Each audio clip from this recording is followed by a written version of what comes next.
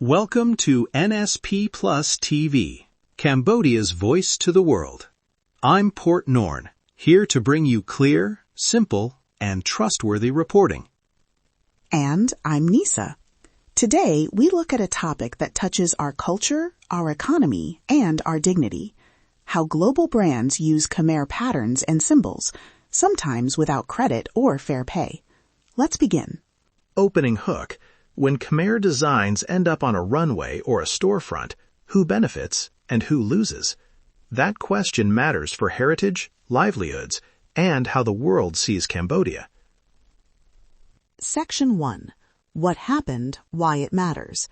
Over the last year, we tracked several product lines from international labels and online marketplaces that used Khmer motifs, temple bas-relief imagery, traditional textile patterns, and distinctive weaving borders. Many items reached global customers with no credit to Cambodian artisans and with labels that simply called the designs ethnic or inspired. Here's what we found. First, design elements tied to Khmer temple reliefs and specific weaving motifs appeared in images sold across multiple platforms. Second, sellers often used automated image matching and stock art to create listings, which obscured the source. Third, when we traced a few listings, the supply chain showed designs moving from small artisan communities to intermediaries and then into mass production channels, sometimes without consent or fair payment. Why this matters. Khmer motifs are not just decorations. Many contain spiritual meaning, family or community identity, and hours of hand labor. When a motif is sold without attribution or compensation, artisans lose income and the cultural context is erased. That matters for Cambodia's crafts economy and for cultural dignity abroad. We also checked common defenses. Some sellers call these designs public domain or traditional patterns that anyone can use. That can be true for very old motifs, but it's not the full picture. Legal protections, community rights, and the realities of modern design transmission complicate the claim.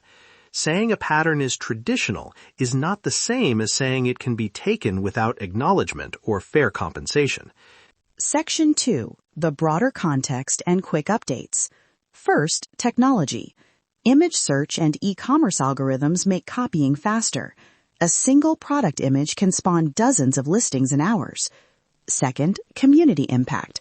We spoke with cooperative leaders who say lost sales and reduced bargaining power are real harms. Third, the legal angle. Intellectual property systems often focus on individual creators or trademarks, not on collective cultural heritage, creating gaps for communities to protect their designs. Now, a short cultural spotlight. I visited a weaving cooperative near Siem Reap. The women there showed borders and motifs that take days to weave. Patterns carry names tied to local legends and temple carvings. One weaver told me, quote, "This pattern is from my grandmother. It tells our village story." When that design appears on a foreign product with no story, that connection is lost. Misinformation watch. You might see posts claiming all traditional patterns are public domain. Be careful. Public domain status depends on legal history and documentation. Instead of assuming, look for seller transparency. Ask, who made this? Where did the design come from? If the listing won't answer, that's a red flag. Section 3. Field Report and Expert Context. Over several weeks, we traced an alleged copying case. We documented listing images, timestamps, and seller histories.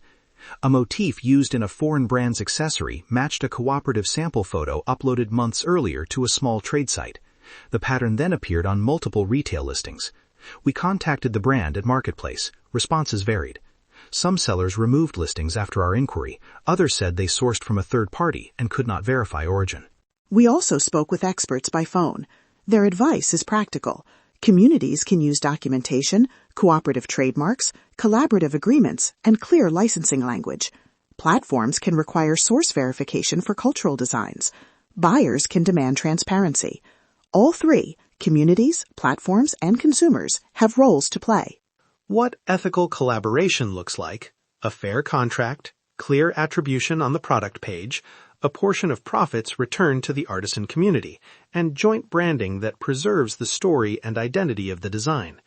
We found a few positive examples where brands partnered with Khmer cooperatives, published the community's name, and offered capacity building support. Those models protect income and cultural meaning. Viewer connection. We asked listeners to send questions. One listener asked, "How can I be confident a product is authentic and fair?" Simple checks help. Ask sellers for proof of origin, look for cooperative or artisan names, check for photos of makers, and favor brands that publish their sourcing policies. If you're a buyer on a marketplace, use platform dispute tools and report suspicious listings. Practical action steps. 5 clear things you can do today. 1. Ask sellers where the design came from and who made it. 2. Buy directly from cooperatives or verified artisan platforms when possible. 3. Favor brands that publish sourcing and licensing details. 4. Support policy changes that protect collective cultural heritage. 5. Share verified stories of ethical collaborations to reward good practice. Each small step shifts market incentives. Quick recap. Khmer motifs matter because they carry history and livelihoods. Copying without attribution or fair pay harms communities.